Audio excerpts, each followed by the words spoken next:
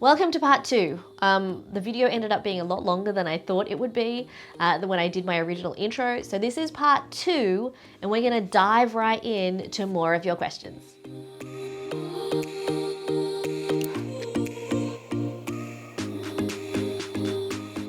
Next question here is about examples of computer-assisted audit techniques. Everything is computer-assisted these days, so it's not really something specifically new, but I would be looking at, large data sets and data analytics as those types of computer-assisted audit techniques. And again, with substantive analytics, you need to know the account. I can't describe a substantive analytic without knowing whether I'm auditing sales or inventory. And remember, analytics are about helping you find potential misstatements. It doesn't tell you this account is misstated by this much. It helps you find potential misstatements where you can do further investigation, where you can look into it a lot further, do more detailed substantive tests of details or transactions, is what a substantive analytic is all about. It's about giving you the overview. Oh, something unusual is over here. Okay, substantive tests. This is where we're doing it over here. Regression, not usually, unless you have an audit client for quite a long time and a really large data set. But CATs are really how we do audits. Everything's computer assisted now.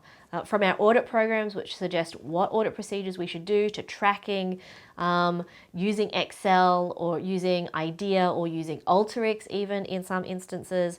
So, the analytical procedure comes down to what is the account, what is the data being collected, what trends do we think we could use, and how could I design something, right? Anything to do with procedures is always about our ability or my ability to demonstrate that you could design or create an audit procedure based on what you see in the case. That is why I always write, an ACCA, CA, CPA, write brand new, fresh cases for every exam because we want to give you something unique. We want to test you in an unusual situation. So designing and creating means you need to focus on learning the how rather than examples that you could regurgitate in the exam. And that's exactly, my advice here for New Life Dinesh. This one came in off Instagram about audit procedures related to all of these different accounts. Learn the process rather than examples. Now, certainly I have started a series where I'm giving you examples and you're just hearing, my best examples, but that's not the only thing that you could do. And if you had a different sort of client, those examples would be no good. So learning the process is super, super, super important. If there's one thing I can take, I want everyone to take away from this video is learn the process, not memorize the output. Great question here from Tulip. Tulip says, how do we know whether we've chosen the right sample or not? You don't. But the key here is that you want to choose a sample that is representative of the population. So that means if you had sales to different size customers, let's say we had small, medium, and large, and small was 10%, and medium was 20%, and large was 70%. That's my population, okay? So if this is my population, then when I go ahead and I select my sample, I would want to make sure that if this was 10 transactions, I have 1 small transaction, 2 medium transactions, and 7 large transactions to make sure that my sample is representative. You also need to make sure that you think about the method that you're going to use so that you're choosing the right method for the procedure. So that's really important. Now, the second part of Tulip's question says, are all procedures performed during an interim audit and how can they be used at the final stage? Depends how you define interim here. So if interim means you're doing the main audit 30 June year end and you're doing audit work in March, April, May for 3/4 of the year, then yeah, you're doing everything like you would normally do in an audit. And then when July comes, all you have to audit is May and June, okay? If you mean interim like half year, where you're doing a limited assurance report, then that needs additional work. You can still use that information about controls and about processes, but there's not a lot of detailed substantive work done in a limited assurance engagement. So you'd still need to go back and you need to do all of that to be able to give reasonable assurance over the entirety of the financial period. Joe has a question here about group audit questions. The best thing that you can do here is understand the group audit standard. All right, because the ISA talks about, if you're the main auditor, if you're the component auditor, the question could be on anything. It could be about, you're the component auditor, you found this, what do you report to the main auditor? You could be the main auditor and you've received these reports from the component auditor, what do you do? Here are the audit opinions for the components. Here's the materiality levels. How do they impact the main opinions? So really you need to understand the ISA. I do have a video on group audits for ISAs that you can look at to give you some more information. All right, here we have one about emphasis of matter. Thank you, Lucas. I'm not sure when an emphasis of matter should be included. For example, if there's an uncorrected misstatement that's immaterial, would I include it in the EOM? The answer there is no. All right, EOMs are really for things that we think are important information. Okay, and that typically right now is mostly subsequent events. Oops. Now, if you had something that was quantitatively immaterial but qualitatively important, you should still push for that to be included. Because remember, materiality has those two aspects. There's the quant side and there's also the qualitative side. Okay, so if it's qualitatively material and they're not including it, well then you're going to give them a modified audit opinion. You're not going to include it in the emphasis of matter. So questions like this in the exam are typically a scenario. Here's a whole lot of information. What is the opinion? Unmodified, modified, do I need an emphasis of matter? Do I need a going concern paragraph, for example? So speaking of going concern here, I've got a question here about going concern, the going concern review process, completing the audit. So with going concern, you need to make sure that you go into ISA 570 and you understand ASA 570 or ISA 570. Understand the process of identifying a material uncertainty. The sorts of things that you might do to evaluate going concern is that you would look at management's assessment. They have to make their own assessment and we have to look at that. So when you're looking at management's assessment, you might look at the methods. I tend to take the approach sort of like estimates here. Look at the methods.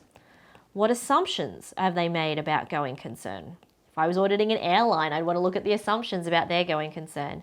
And then what data are they using to make those assessments? Check the board meeting minutes to see if there's anything in those minutes that might help you identify issues that could affect going concern.